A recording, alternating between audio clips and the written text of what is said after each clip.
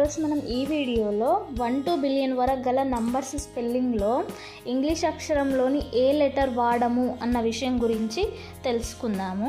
అయితే ఈ వీడియోలకు వెళ్ళే కంటే ముందు నేను ఒక క్వశ్చన్ అడుగుతాను. అది ఏంటి అంటే, మొత్తం అంకెలల్లో అంటే మొత్తం నెంబర్స్లలో అంటే నెంబర్స్ యొక్క స్పెల్లింగ్లో ఇంగ్లీష్ భాషలోని ఏ లెటర్ను వాడము అంటే ఇంగ్లీష్ లెటర్స్ ఆల్ఫాబెట్స్లో ఏ ఆల్ఫాబెట్ ఈ నెంబర్స్లో వాడము.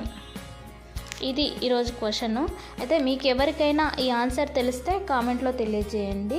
అలాగే ఇలాంటి విలువైనటువంటి సమాచారం కోసం మా ఛానల్ని సబ్స్క్రైబ్ చేసుకోండి. సో ఇప్పుడు ఆలస్యం చేయకుండా మనము ఈ వీడియోని ఇప్పుడు స్టార్ట్ చేసుకుందాం. ఇక్కడ మొదటగా వచ్చేసి 1 నుండి 99 వరకు గల నెంబర్స్లో అంటే 1 to 99 వరకు గల నంబర్స్లో అంటే నంబర్స్ స్పెల్లింగ్లో ఎక్కడ కానీ మనం ఏ, బి, సి మరియు డి అనే లెటర్స్ని వాడము.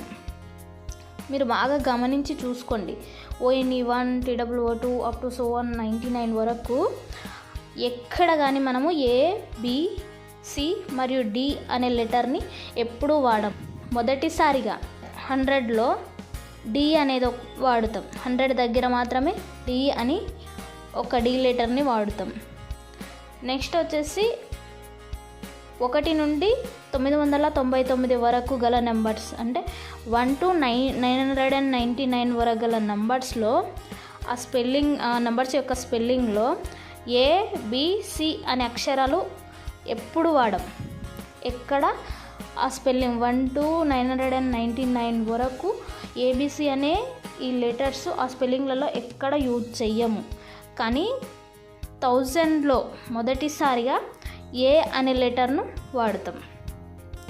అలాగా ఫైనల్గా వచ్చేసి 1 to 99,99,999లలో ఎప్పుడు బి కానీ సి కానీ రావు, వాడము. అంటే ఆ పర్టికులర్ స్పెల్లింగ్స్లలో బి అండ్ సి అనే లెటర్స్ మనం ఎప్పుడు వాడము అని చెప్తున్నాను. బిలియన్లో మొదటిసారి బి అనే అక్షరం వాడుతాం. అంటే ఓన్లీ బిలియన్లో మాత్రమే బి అనే అక్షరం వాడుతాము. అంతకంటే ముందు బి అని ఎక్కడ వాడము. 1 to బిలియన్ వరకు ఎక్కడ బి అని వాడము ఎక్సెప్ట్ బిలియన్ దగ్గర తప్పించి. అలాగే ఇప్పుడు ఈ సమాచారాన్ని బేస్ చేసుకొని నేను ఇంతకుముందు ఫస్ట్ అడిగిన క్వశ్చన్ అంటే మొత్తం అంకెలలో అంటే మొత్తం నెంబర్స్లలో ఇంగ్లీష్ భాషలోని ఏ లెటర్ వాడము అన్నదానికి మీకు క్లూ ఇచ్చాను. ఈ క్లూ కనుక మీకు అర్థమైతే కామెంట్ చేయండి. లేదు అని అంటే నేను నెక్స్ట్ వీడియోలో మీకు ఆన్సర్ రివీల్ చేస్తాను. ఇది ఈరోజు యొక్క వీడియో. ఒకవేళ ఈ వీడియో మీకు నచ్చినట్టు అనిపిస్తే మా వీడియోని లైక్ చేయండి, షేర్ చేయండి, అలాగే సబ్స్క్రైబ్ చేసుకోవడం మాత్రం మర్చిపోకండి. Thank you.